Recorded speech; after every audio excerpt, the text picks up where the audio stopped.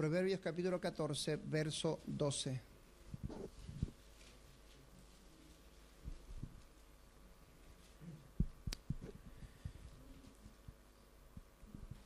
Amén.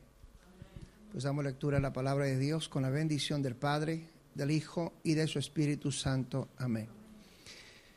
Hay caminos que al hombre le parecen derecho, pero su fin es camino de muerte. Todos juntos. Hay caminos que al hombre le parecen derecho, pero su fin es camino de muerte. Señor, te doy gracias en el nombre de Jesús. Gracias por tu amor, esa bondad tuya, misericordia, con la cual nos sustentas, nos sostienes, Señor, todos y cada uno de los que estamos aquí. Ayúdanos, Dios mío, en esta hora, abriendo nuestra mente y nuestro corazón, que tu palabra pueda penetrar y calar en lo profundo de nuestro ser. Te necesitamos, Dios. En el nombre de Jesús nos encomendamos a ti. Amén y amén. ¿Pueden tomar asiento? Gloria a Dios.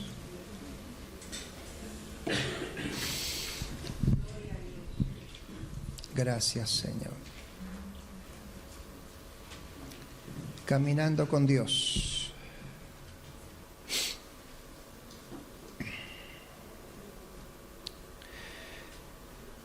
¿Cuántos caminos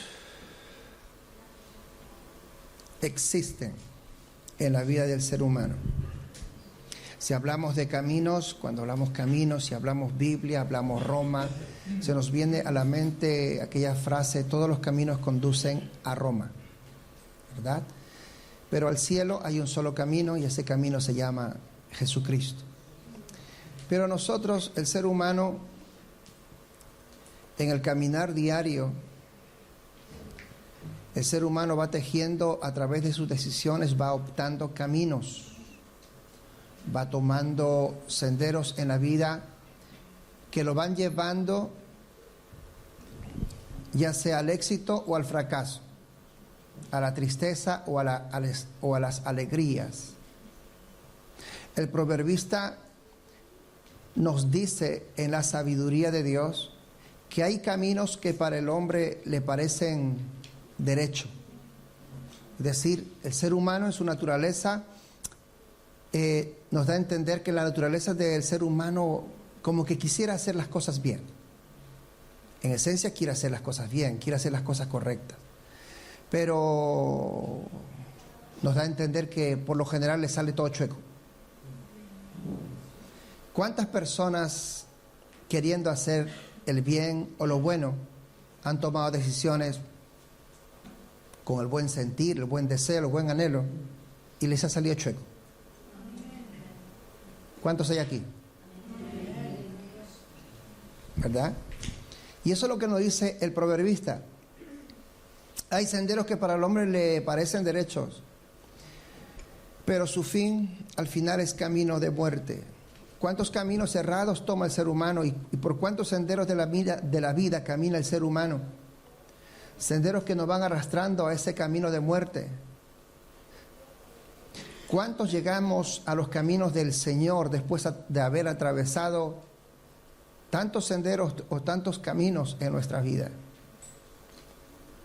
Hemos llegado a los caminos del Señor habiendo pasado los baches de esos caminos. Hemos llegado a los caminos del Señor sufriendo las consecuencias de haber andado por esos caminos. Y cuando hemos sufrido las consecuencias de ese caminar, es cuando, por la gracia de Dios, hemos levantado nuestra mirada al cielo y hemos dicho: Señor, ayúdanos. Es allí cuando Dios llega a nuestras vidas. Quisiéramos borrar el pasado y no es posible. No es posible borrar el pasado. Todo accionar tiene consecuencias, ya sean buenas o malas. Sin embargo, Dios en su misericordia nos envía un camino. Ese camino se llama Jesucristo. Aquel que, habiéndose revelado al hombre, aquel dijo: yo soy el camino, yo soy la verdad y yo soy la vida. El profeta Isaías decía: yo pongo delante de vosotros un camino, y decía, es un camino de santidad, donde aquel que quiere andar, aunque torpe sea, no se va a extraviar. Y esto nos enseña a que el caminar cristiano no es un caminar complicado, no es un caminar difícil. Ser cristiano es difícil. No, es lo más difícil. Mi respeto con los cristianos, mi respeto con los evangélicos, hay algunos que dicen. Sin embargo, Isaías nos revela que el caminar cristiano no es difícil, no es difícil, sino que es tan sencillo, donde incluso dice, el que quiera caminar por él, ¿cuántos quieren caminar por el camino cristiano? Dice, aunque sean torpes, no se van a extraviar. Entonces, ¿dónde está el problema? ¿Dónde está el problema entonces si el camino es fácil, sencillo, no es difícil y hasta el torpe pasa? ¿Dónde está el problema? El problema está en nosotros, ¿sabe dónde? En que no nos creemos tan torpes. ¿Por qué antes no veníamos a Cristo? Porque no nos creíamos torpes. Y como no nos creíamos torpes, caminábamos en nuestros caminos, en nuestros senderos, a nuestra forma de pensar, a nuestra forma de sentir, a nuestra forma de mirar las cosas. Y eso viene en el desarrollo de nuestra humanidad. Un niño, un adolescente que va descubriendo, el adolescente ya entrando a su razonamiento, ya comienza a cuestionar a los padres, como que el consejo de los padres ya quedó en el tiempo arcaico, ¿verdad? Ya no se ajusta a ellos. Los jóvenes dicen, ya mi padre en su época, hasta que ya se hacen también padres y luego dicen, ¿cuánta razón tenía mi padre? Si hubiera hecho caso. Bendito sea el nombre del Señor. Por eso que la Biblia nos habla de un ejemplo que en su vida es un claro reflejo de lo que estamos hablando hasta aquí. Me refiero a la vida de Moisés. Vamos a Éxodo capítulo 3, por favor. Gloria a Dios. Nos habla de un hombre llamado Moisés.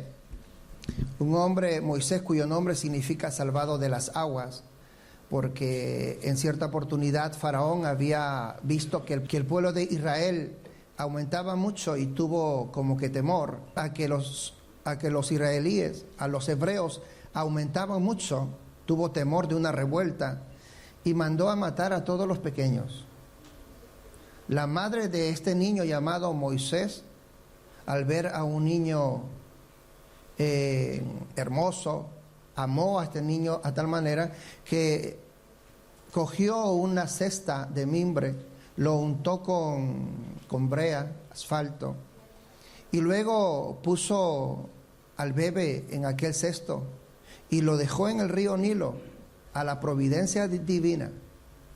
El río fue llevando aquella cesta y fue a parar al lugar donde estaba la hija de Faraón, la cual ella, pensando tal vez que se lo entregaban los dioses del Nilo, cogió al niño y lo adoptó como el suyo. Y el niño creció como si fuese hijo de Faraón. ¿Qué le parece? Sin embargo, la misma providencia divina hizo que aquella mujer, hija de Faraón, buscara una nodriza, alguien que pudiera cuidar al bebé, de las hebreas que habían perdido a sus niños y que aún están en este periodo de lactancia. Y se buscó a una, y curiosa o casualidad, no vamos a llamarle con toda propiedad, la providencia divina canalizó que la propia madre biológica de Moisés fuese la nodriza del propio Moisés. ¿Qué le parece? Así que ella amamantó a Moisés, lo crió en ese sentido, pero Moisés fue educado en sí y creció y se desarrolló en la corte de Faraón. Así que aprendió todo conocimiento, toda materia como hijo de Faraón, en la corte de Faraón, o sea, como que preparado para gobernar. Qué tremendo, ¿verdad? Capacitado en toda materia, preparado para gobernar. Mas sin embargo, dice que él siempre en su corazón guardaba su línea hebraica, su semejanza con sus hermanos. En cierta oportunidad, él vio que un egipcio maltrataba a un hebreo. Y la Biblia dice que él fue a defenderlo, y por defender al hebreo mató al egipcio y escondió el cuerpo. Recuerde que Egipto era un imperio guerrero, y muchos problemas se resolvían a punta de ¿qué? De golpe, de fuerza, de espada. ¿Qué hizo Moisés? Actuó como él fue enseñado. Esto se resuelve ¿cómo? Mato al egipcio y salvo al hebreo. Otro día dice la historia bíblica que 2 hebreos estaban peleando. Y Moisés, qué lindo, eso es así. Otro día dice la historia bíblica que 2 hebreos estaban discutiendo, estaban peleando. Moisés, al verlos, se siente mal y se acerca para separarlos y poner paz entre ellos. Pero uno de ellos le dice: ¿qué? ¿Quieres matarnos como mataste al egipcio?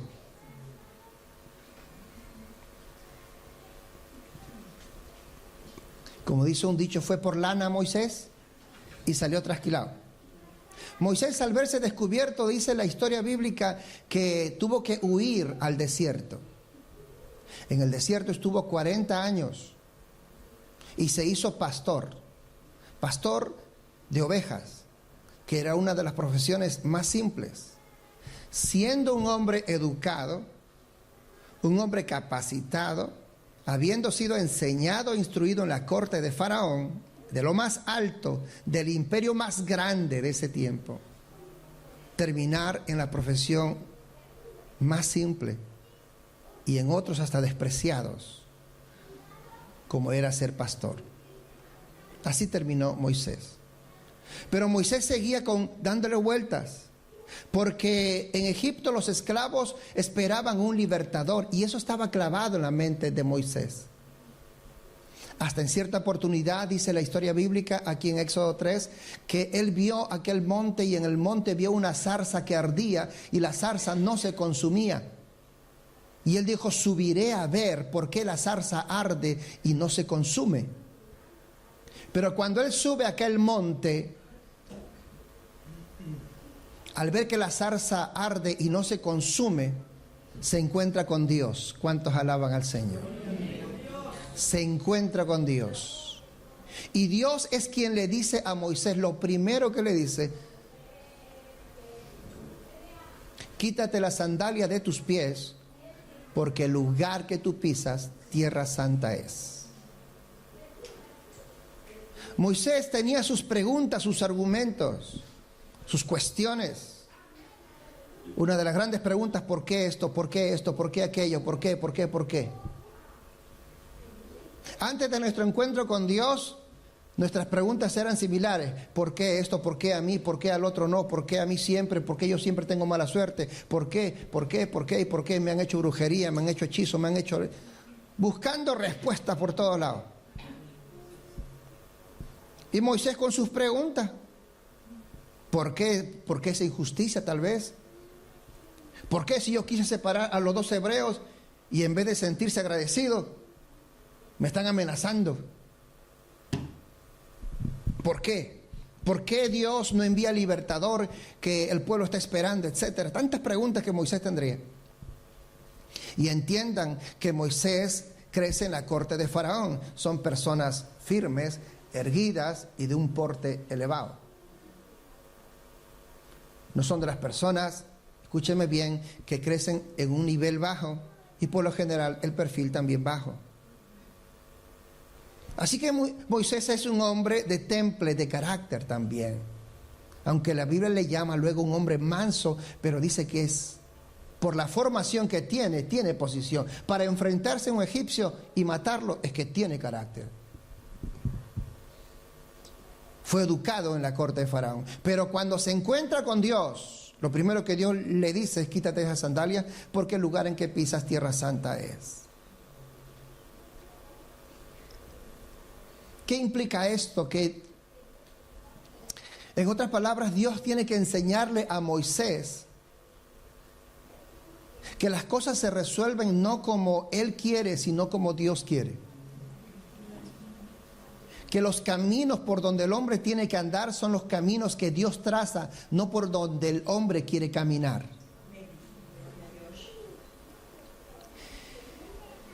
Y que para resolver los problemas o las diferentes situaciones adversas de la vida, no se puede resolver ni con todo el conocimiento del mundo, sino que se necesita ¿a quién? A Dios.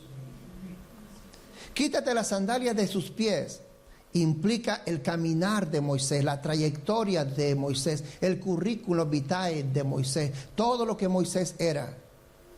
¿Qué le está diciendo Dios a Moisés? Con todo lo que tú tienes, con todo eso, no puede haber liberación. No puedo usar tu vida así.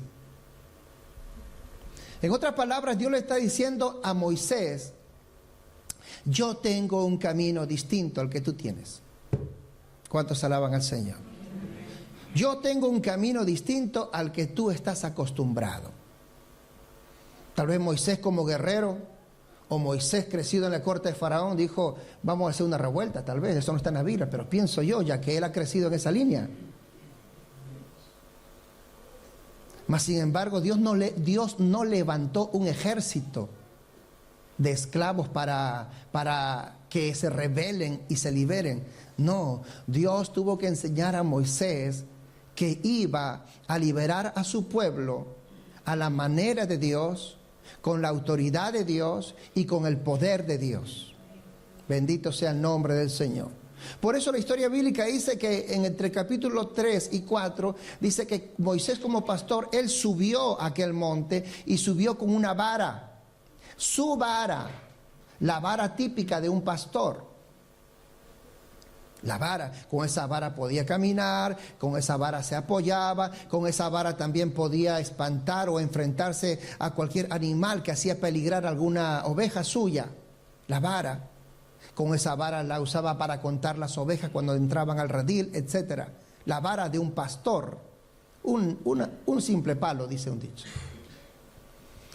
Sin embargo, cuando él llega a estar con Dios, una de las señales que Dios le da y le dice: ¿qué tienes en tu mano? Y le dice: una vara. Pues tírala al suelo. Y ahí se produce aquel milagro que la vara se convierte en culebra, etcétera, etcétera. Pero no voy a entrar a ello. Yo lo que quiero entrar es que él subió con su vara.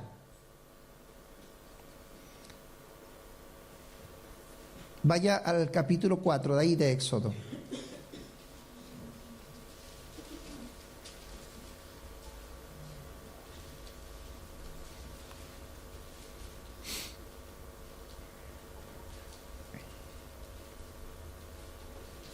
Verso 20.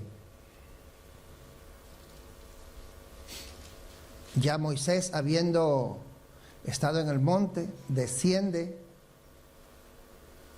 Y luego que desciende, verso 20, entonces Moisés tomó a su mujer y sus hijos, los puso en un asno y volvió a la tierra ¿de dónde? De Egipto. Y tomó también Moisés, ¿qué dice? La vara de Dios. La vara de Dios en su mano. Yo pregunto aquí, ¿él subió con su vara? ¿Y con qué vara descendió? Subió con su vara y descendió con la vara de Dios. Cuando una oveja veía la vara, la oveja se paraba. Es como antiguamente, ¿no? Venía un padre con la vara y los hijos se paraban. Hoy los hijos no se quieren parar por nada. Falta vara.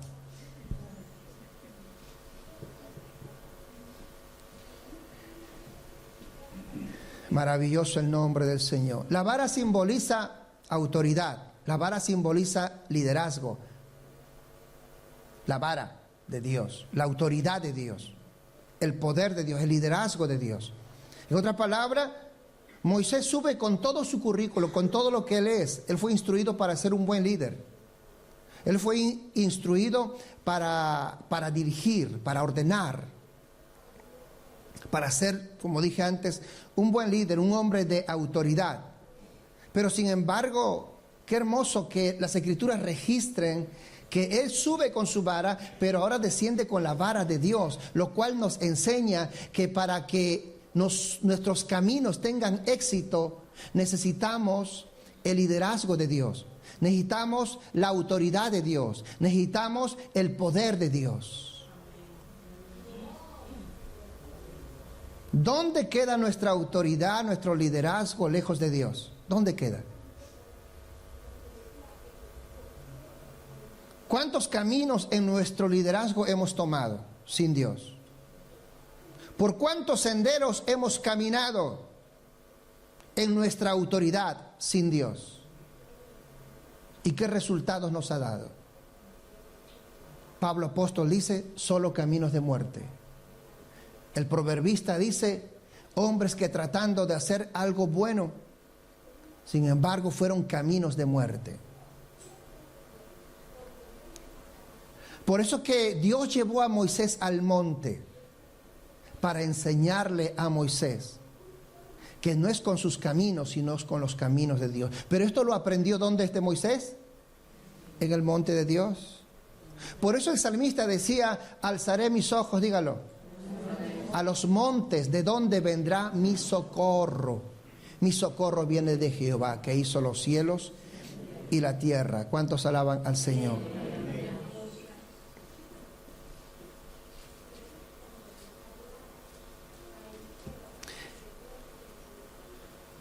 ¿Cuántos de nosotros,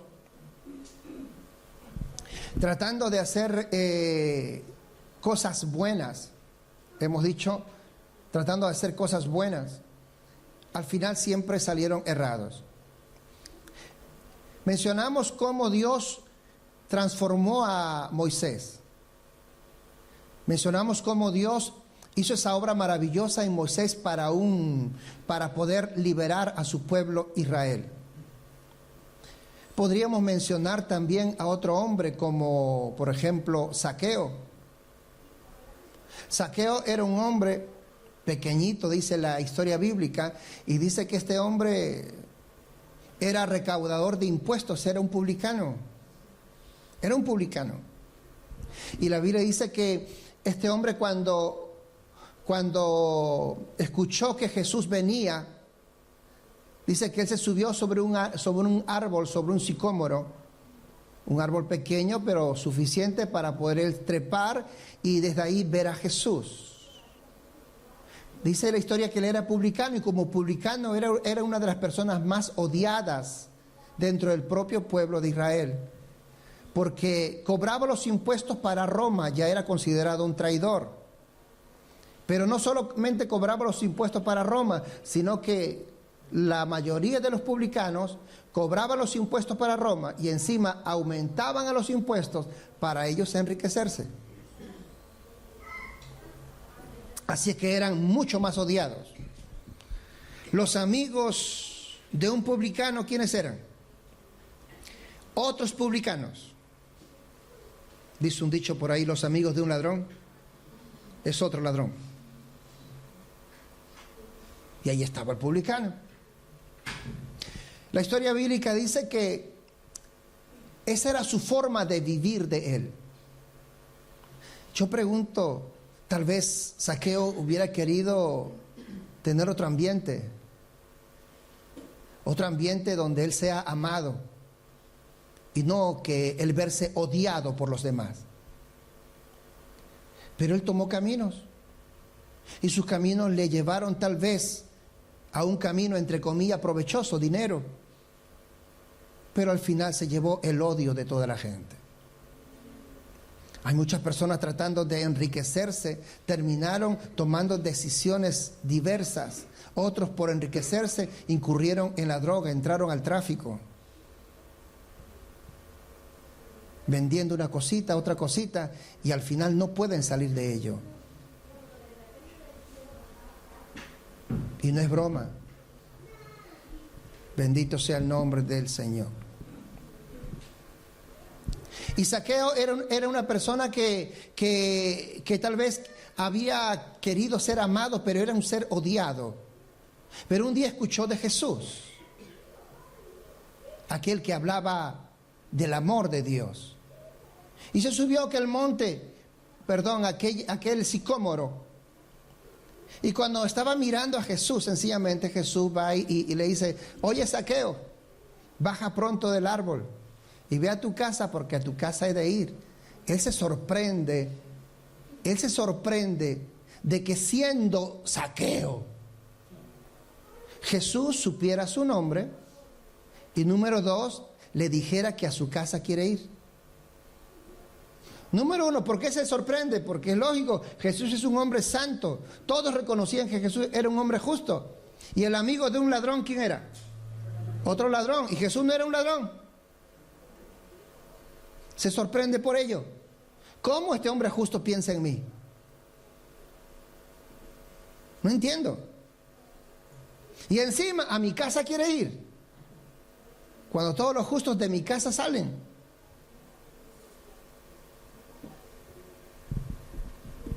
Bendito sea el nombre del Señor. La historia bíblica dice que Jesús fue a aquella casa, bendijo aquella casa, y Zaqueo, al sentirse bendecido, transformado, de que Jesús llegara a su casa, Zaqueo, arrepentido, dice: Señor, si a alguien defraudé, le devolveré el doble, y si a alguien defraudé más, lo duplicaré aún más. Jesús dijo sencillamente: la salvación hoy ha llegado a esta casa. ¿Cuántos alaban al Señor? ¿Cómo es que se transforma la vida de Zaqueo? ¿Cómo es que se transforma el caminar de Zaqueo? ¿Cómo? Con un encuentro ¿con quién? Con Jesús. ¿Cómo se transformó la vida de Moisés? Entonces, para que la vida de una persona sea transformada, es que necesita a Dios en su vida. Moisés tomó sus caminos y quiso hacer grandes cosas a su manera, a su forma, y Dios le tuvo que demostrar que no es así. No es a tu forma, Moisés, es a mi forma. No es con tu conocimiento, Moisés, es con el mío. No es con tu autoridad, Moisés, es con mi autoridad. No es con tu vara, Moisés, es con mi vara. Ahora con Zaqueo le dice: muchachos, no puedes cambiar tu historia, pero yo puedo cambiar tu historia.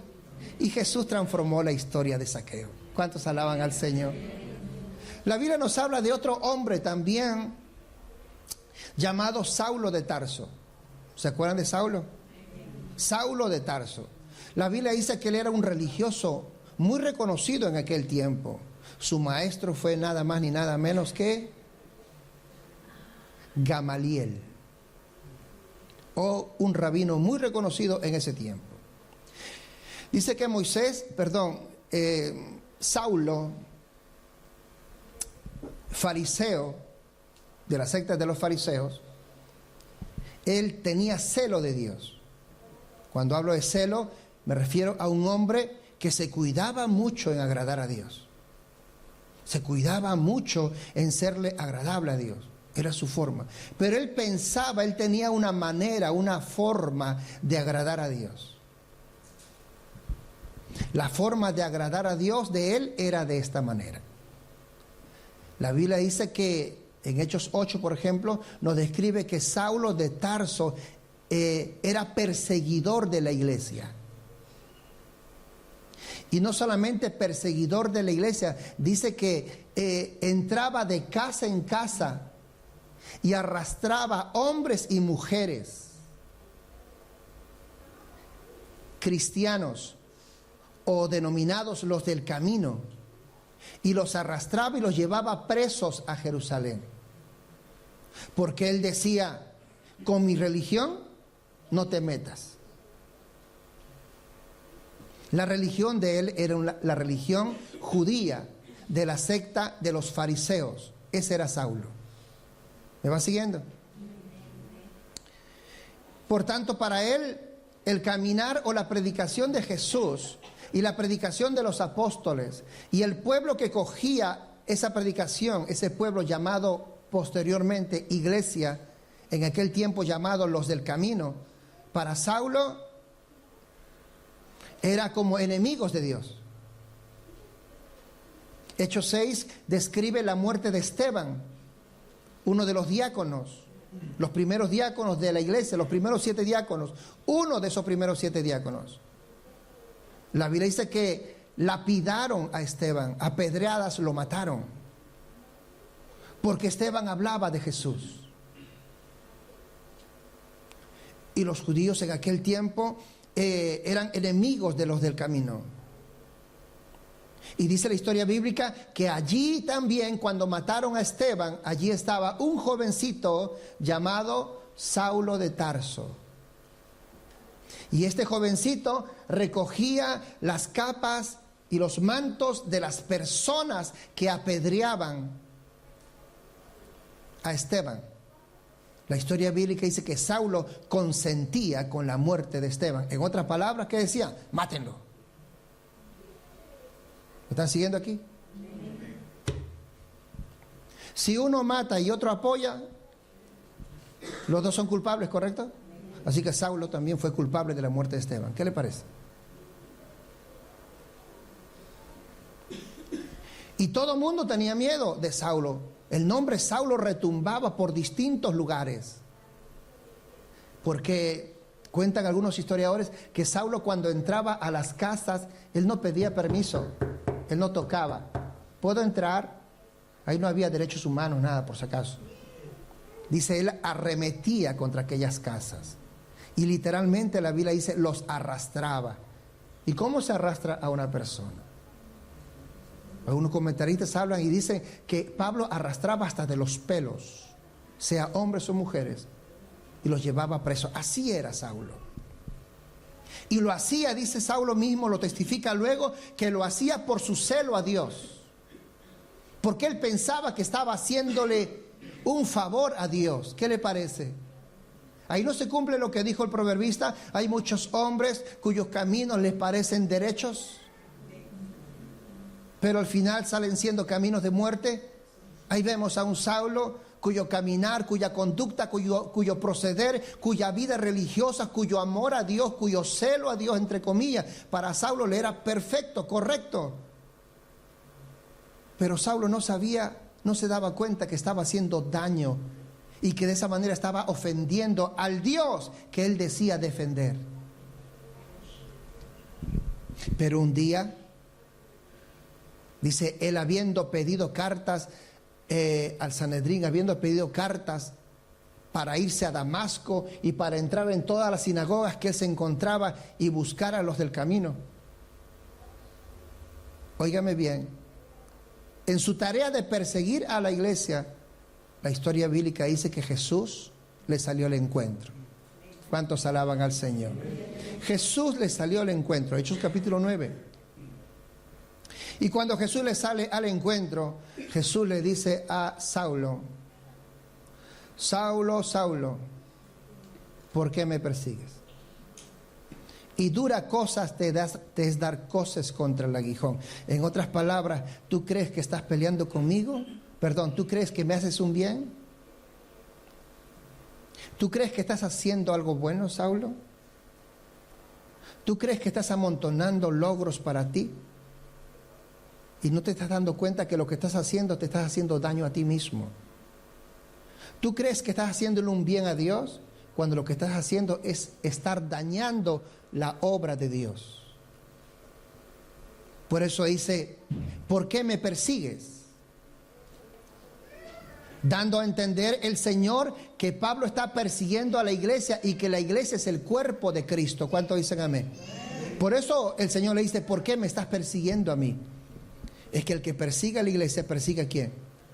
Al Señor, a Cristo Jesús.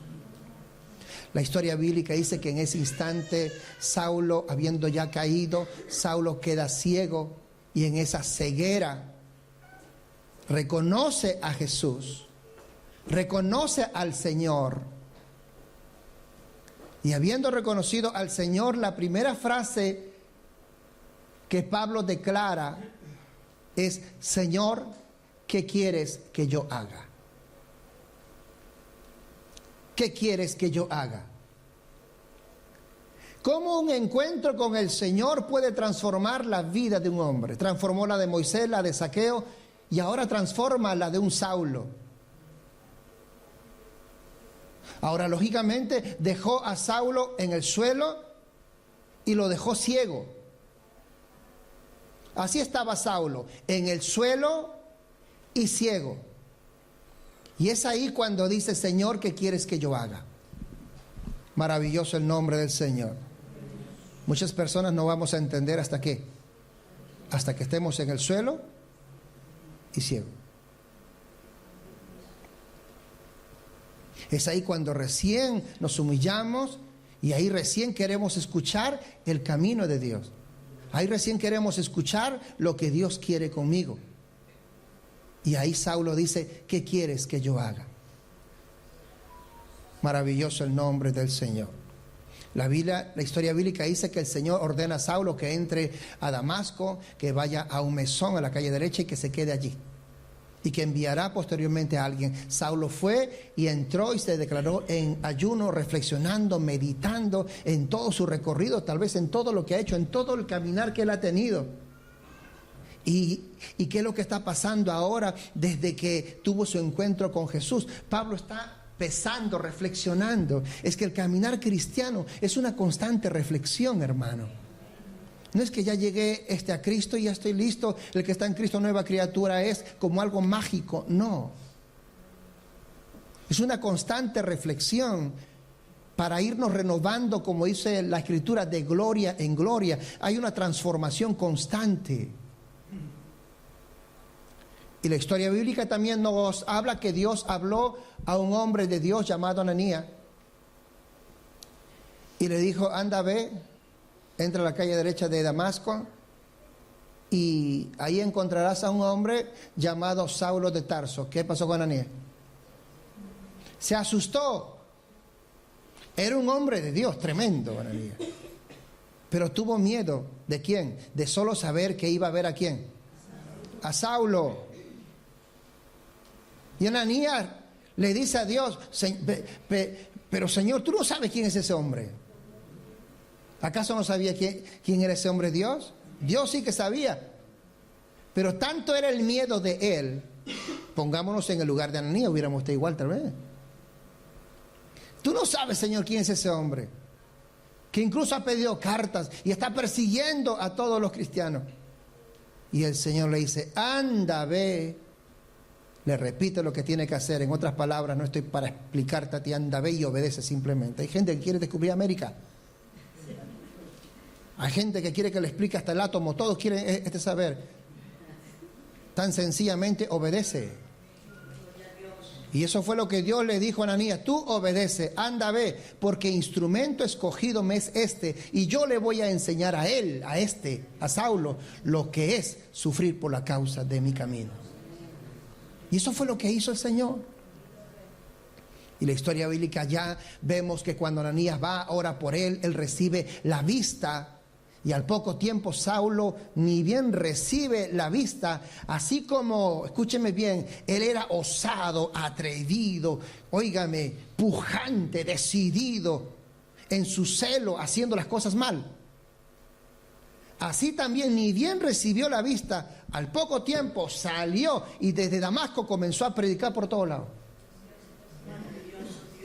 No lo paró nadie. En otras palabras, Dios cambia a la persona. ¿Me oye bien?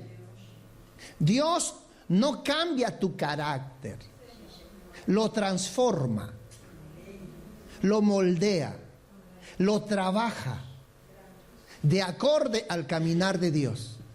Lo que cambia es tu caminar, pero no cambia tu temperamento y tu carácter. Dios lo va a moldear, lo va a transformar. Por eso que Saulo, salido de allí, ese mismo ímpetu dijo, si yo antes hacía estas cosas en mi celo y estaba equivocado, pues ahora con más ganas voy a ir a predicar. Y eso fue lo que hizo Saulo.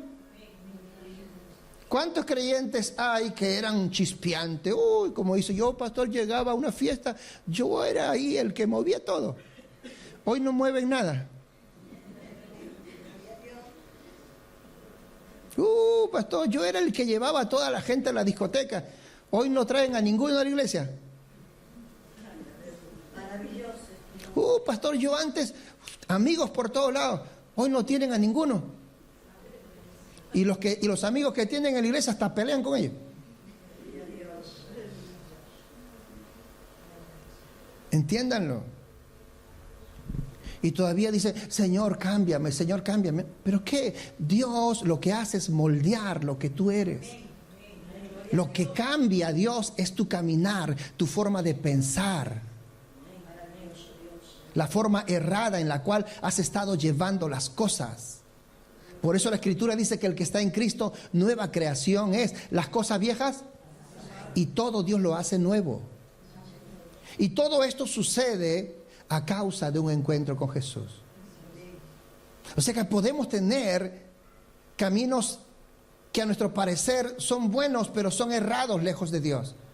Y nos dan consecuencias erradas, como dice el proverbista, caminos de muerte. Caminos de muerte. Y hasta aquí vemos a través de estas tres historias que el único que puede cambiar la historia se llama Jesucristo. ¿Cuántos dicen amén a ello? Así que si usted tiene una situación similar, la respuesta es que usted necesita a Jesús. Si usted tiene un familiar con situaciones similares, ¿su familiar necesita a Jesús? ¿Necesitamos a Jesús?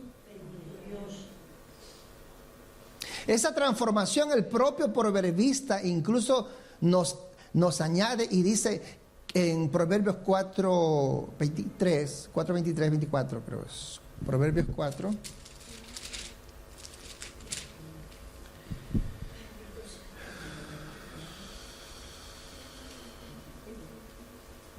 Ay, Señor.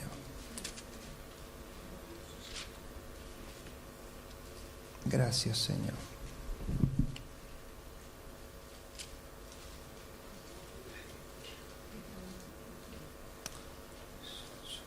Cuatro 4:18 dice, mas la senda de los justos es como la luz de la aurora que va de aumento en aumento hasta que el día es perfecto. El propio proverbista nos enseña incluso que nosotros venidos a Cristo necesitamos ser transformados diariamente. Pablo lo describe que somos llamados, ahora venidos a Cristo, somos llamados a ir de gloria en gloria, de poder en poder. En otras palabras, a ser transformados en esa presencia de Dios. Hablar de la gloria de Dios es hablar de la presencia de Dios. Y solo la presencia de Dios es la que transforma todas las cosas. Moisés fue transformado por la presencia de Dios. Y los personajes que hemos mencionado fueron transformados por esa presencia de Dios en sus vidas. Y en honor a la verdad, ninguno de nosotros estuviéramos en Cristo Jesús si no fuese por la presencia de Dios en nuestra vida. Pero hay áreas en nuestras vidas que tal vez faltan corregir. Hay áreas en nuestras vidas que tal vez quisiéramos enderezar porque no quiero el mismo resultado de siempre. Y ese es el problema, que puedan haber algunos que estando ya en el camino del Señor siguen teniendo el mismo resultado. Pero déjeme decirle lo que la Escritura nos enseña. Que la senda del justo, el caminar del justo, el camino del justo es como la luz de la aurora, la salida del sol que va de aumento en aumento hasta que el día es perfecto. En otra palabra, es gradual. ¿Estamos claros? Ok, dirá alguno, gracias pastor, eso me da mucho alivio. ¿Ves, mamá? Con paciencia. Con paciencia. El marido le dice a la mujer, ¿ve? Paciencia, mujer. La mujer al marido, paciencia, todo. Ahora ya, cuidado con apoyarse de esa manera. Las personas que dicen con paciencia son las personas que quieren las soluciones más rápidas. Ellos quieren caminar con paciencia, pero quieren soluciones rápidas. ¿Cuánto alaban al Señor? La senda del justo es como la luz de la aurora, que va de aumento en aumento hasta que el día es perfecto. Hemos dicho que es gradual, es poco a poco. Pero a medida que tú quieras el éxito, a medida que tú quieras alcanzar tu objetivo, tus planes de ir ascendiendo en ese caminar, también tiene que ir en consonancia. En otras palabras, si tú quieres conseguir los frutos rápidos, tienes que caminar rápido. Tienes que avanzar. No te puedes dormir. Repito lo que Pablo decía, que fuimos llamados a ir de gloria en gloria. O sea, estamos llamados a entrar a la presencia de Dios, la cual va a transformar mi mente, va a transformar mi corazón. Y eso es ir diariamente. Soy llamado a ser transformado diariamente. Porque si yo no soy transformado diariamente, escuchen bien, el peligro de mi vieja naturaleza vuelve otra vez. Eso vuelve, hermano. Vuelve el viejo hombre, vuelve la vieja mujer, vuelven los viejos hábitos, vuelve lo mismo. Y aquí hay otro peligro, se lo voy a decir. El peligro también está en que uno, al no evaluar lo que estamos hablando ahora, al no pesarlo y valorarlo, pues uno se acostumbra a esa línea.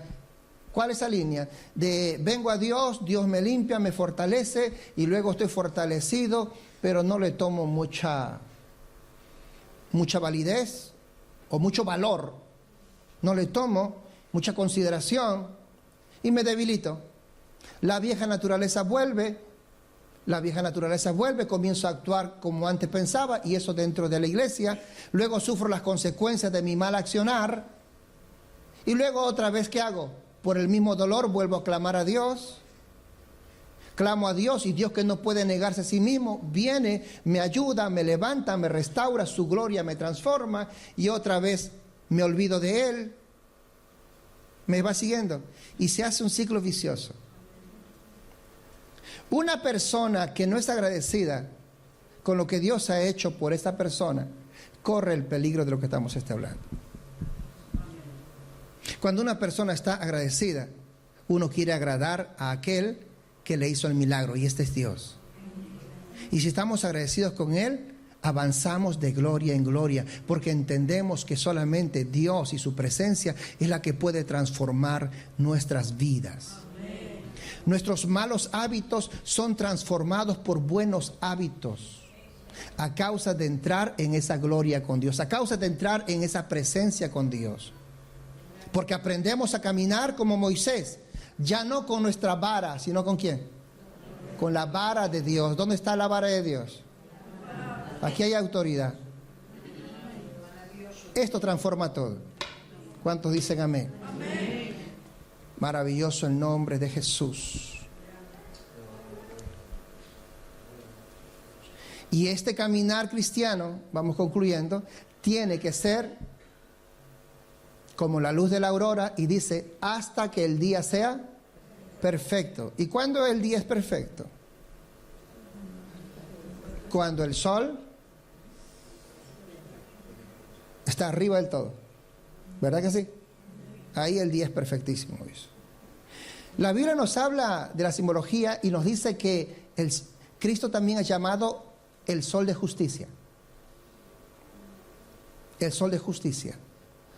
Por eso también Mateo, hablando de las señales de su venida, él dijo, mirad a la higuera, que cuando ésta reverdezca, el verano está cerca. ¿Y quién es el que rige en el verano? El sol de justicia. En otras palabras, cuando Israel florezca, Israel reverdezca, que es la higuera, el verano, el sol de justicia, Cristo está cerca. ¿Me están siguiendo aquí? O sea, nuestra senda, nuestro caminar cristiano tenemos que ir de gloria en gloria. transformándonos de gloria en gloria a la imagen de Jesucristo.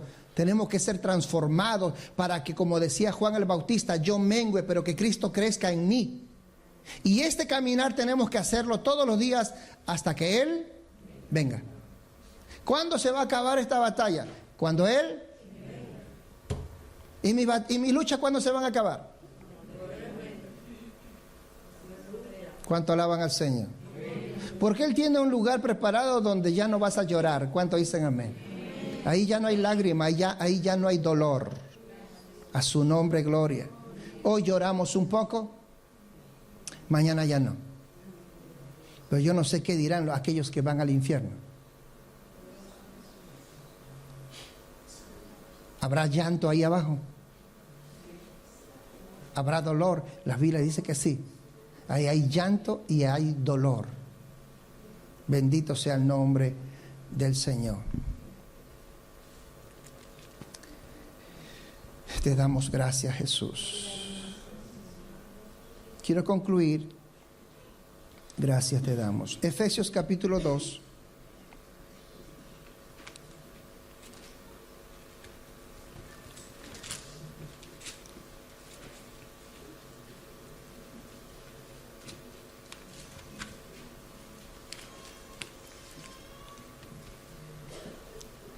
Efesios 2.